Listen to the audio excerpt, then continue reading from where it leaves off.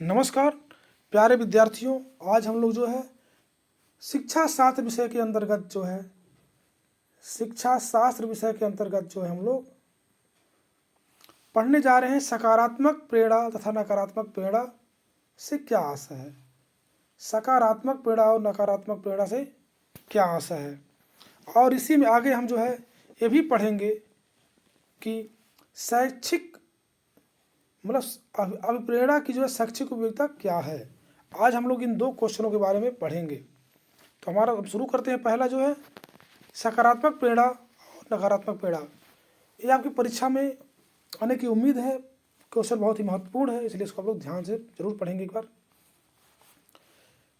सकारात्मक प्रेरणा तथा नकारात्मक प्रेरणा से क्या आशय है, तो इसका उत्तर है प्रेरणा मुख्यतः दो प्रकार की होती है। जो प्रेरणा होती है वो दो प्रकार की होती है।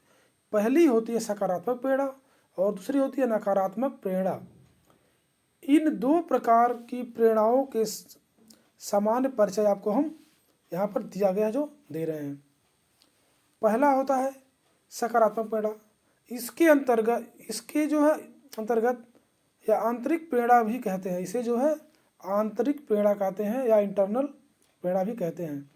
इस प्रेरणा में व्यक्ति किसी भी कार्य को अपनी इच्छा से करता है। सकारात्मक प्रेरणा में जो है कार्य कोई भी व्यक्ति अपनी इच्छा से करता है, अपने मन से करता है। और दूसरा है नकारात्मक प्रेरणा। इसमें व्यक्ति किसी कार्य को स्वयं अपनी इच्छा से न करके अन्य व्यक्तियों की इच्छा या बाह्य प्रभाव के कारण करता है। यह बाह्य प्रेरणा भी कहलाती है। अध्यापक पुरस्कार, प्रशंसा, निंदा आदि का प्रयोग करके अपने छात्रों को नकारात्मक प्रेरणा प्रदान करता है। शिक्षक को चाहिए कि वह यथासंभव सकारात्मक प्रेरणा का प्रयोग करके बालकों को अच्छे कार्यों में लगाए, परंतु जब सकारात्मक प्रेरणा का प्रयोजन सिद्ध न हो सके तब उन्हें नकारात्मक प्रेरणा का प्रयोग करना चाहिए। यानी कि जो है बच्चों को जहाँ तक हो सके उनको समझा बुझा कर ही काम चलाना चाहिए और उनको पढ़ने के लिए प्रेरित करना चाहिए। लेकिन जब बच्चे नहीं मानते हैं तो उनको निंदा की जाती है, उनको फटकारा जाता है, डांटा जाता है, उनको बेइज्जत किया जाता है, उनको मारा भी जाता है। तो इस प्रकार की जो प्रेरणाएँ होती हैं वो नकारात्मक प्रेरणा के अंतर्गत आती हैं। लेकिन जहाँ तक हो सकता है शिक्षक यही चाहता है या उसको चाहिए भी कि बच्चों को सकारात्मक प्रेरणा के द्वारा ही सीखने में मदद करे। तो ये होता है सकारात्मक प्रेरणा और नकारात्मक प्रेरणा। तो आइए हम अगला क्वेश्चन देखते हैं जो हमारा है अभिप्रेरणा और शैक्षिक उपयोगिता में अभिप्रेरणा की शैक्षिक उपयोगिता क्या है। तो ये जो है शिक्षा की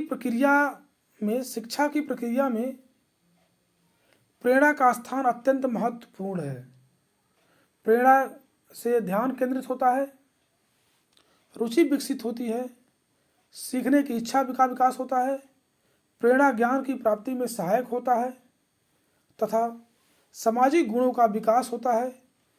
प्रेरणा से ही शिक्षा के क्षेत्र में अनुशासन बना रहता है तथा बालकों के चरित्र का सही निर्माण होता है। इन समस्त तथ्यों को ध्यान में रखते हुए कहा जाता है कि अभिप्रेरणा शैक्षिक प्रक्रिया के लिए उपयोगी है।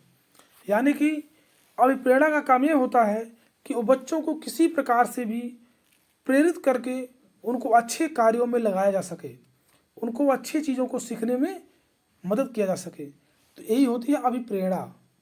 उम्मीद है दोस्तों कि वीडियो आपको अच्छा लगा होगा। थैंक यू, धन्यवाद, नमस्कार।